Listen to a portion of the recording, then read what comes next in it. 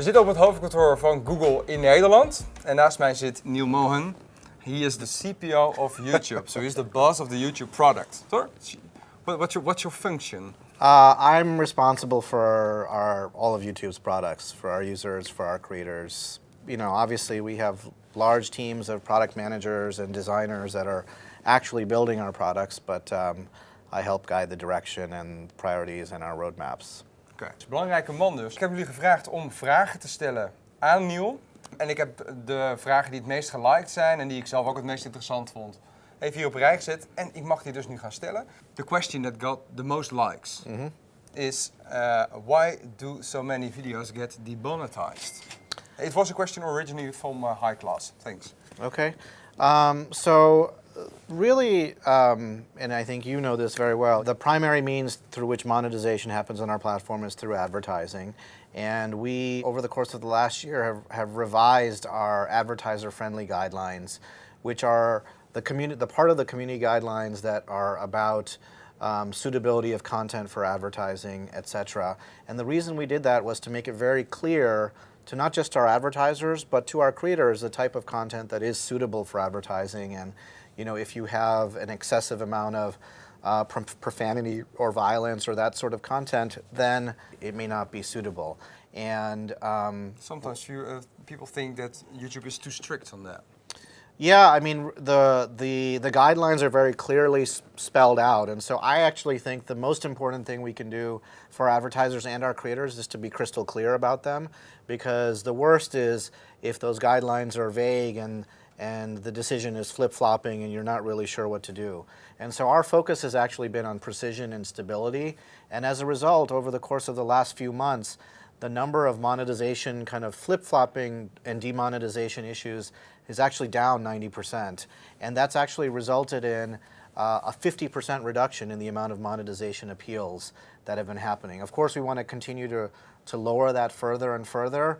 We want to develop programs where we can work with creators to do that. And so stay tuned to hear even more about that in the future. All right. Second question from jullie-baas.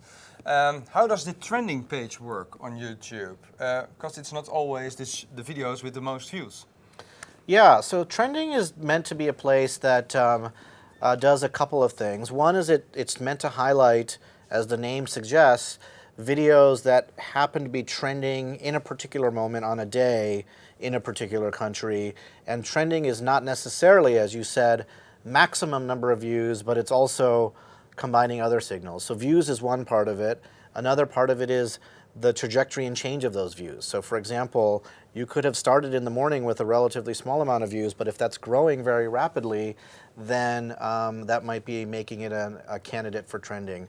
The other aspect that goes into it is how widely popular is that video? Is it being consumed by a wide swath of our users? Is it very niche? And so trending is meant to be videos that capture a very wide audience, but then are moving very swiftly in terms of growth on a particular day in a particular country. Okay, and those signals are all combined to come up with the ranking of what you see in trending. The third question, typical Dutch question. Why can't we pay for YouTube Music or YouTube Premium, for example, with Ideal?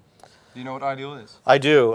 And I think the short answer there is that our philosophy is that we want to enable as many payment instruments as possible that just make it easy and as frictionless as possible for our users to sign up to our subscription services.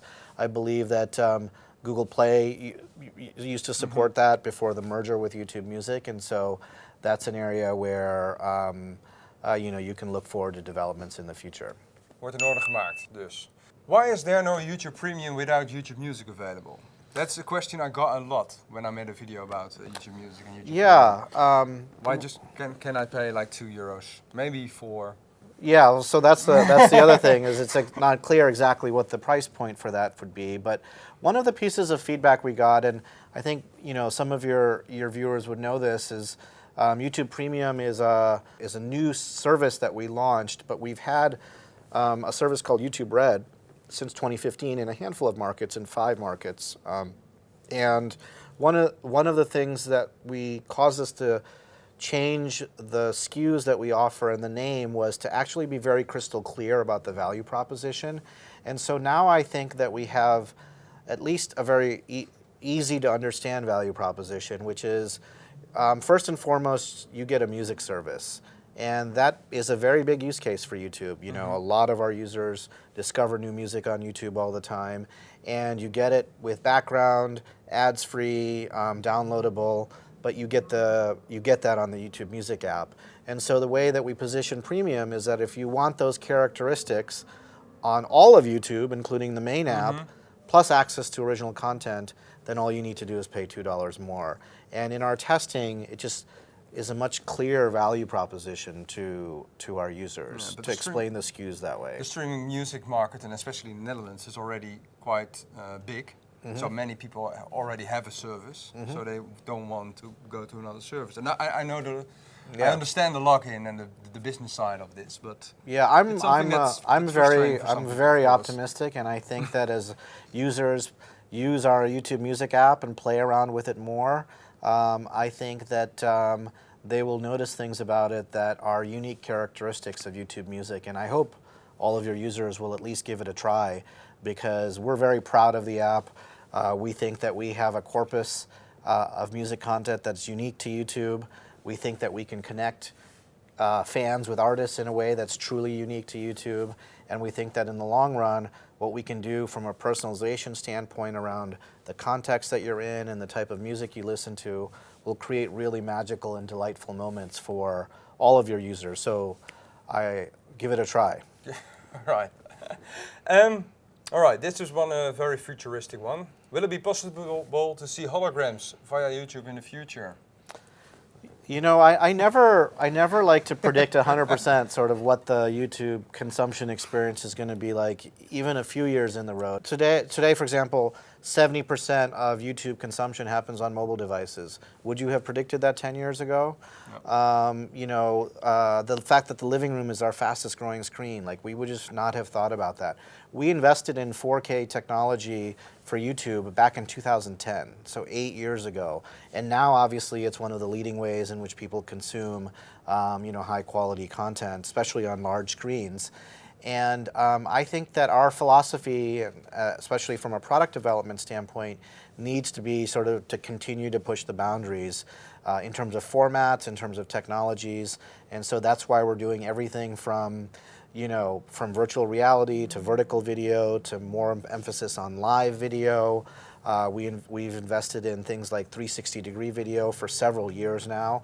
And we're going to continue to push the boundaries, because what's really amazing about our creators is you never know how they're going to take advantage of that technology and do something really amazing. And so that's kind of how we approach innovation. It's a very long answer, but you didn't say no. Like I said, I don't say no or yes or make the specific prediction. I can only give you sort of how we think about it. It would be cool when you wear a bracelet and a little hologram pops out. It would be cool. Yeah, yes. it would be cool. Yeah. How is it possible? This is the last question from Ruben and Felix. Ruben Uidam en Felix Debitewari. Dankjewel jongens. How is it possible you can store all those videos even in 4K? And can you promise us you will never delete an old video to make space for a new one? No.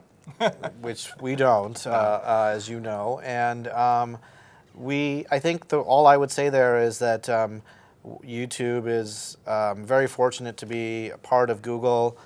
Google understands the value of the YouTube product to all of its users and creators around the world, and so we continue to invest in making sure that all of our content is accessible, it's distributed widely, and we do that not just, I think it's an important point for your users, not just in markets where you know, developed markets where, you know, infrastructure is built out, but we also want to continue to build products for emerging markets where the next wave of users is coming online, and so both of those aspects are where we focus our resources. And one more question about that, because the storage, the files getting bigger and bigger, it must cost enormous amounts of money to store all those files. Is YouTube already making money? So we don't talk about our profitability. What I will say is we focus on user experience and creator experience, and a big part of engineering innovation at YouTube is to actually make sure that we can store all our files, that upload is easy, that you know, viewing is easy and happens seamlessly for all of our users. And so we're going to continue to do that. All right. Thank you very much. Thank you.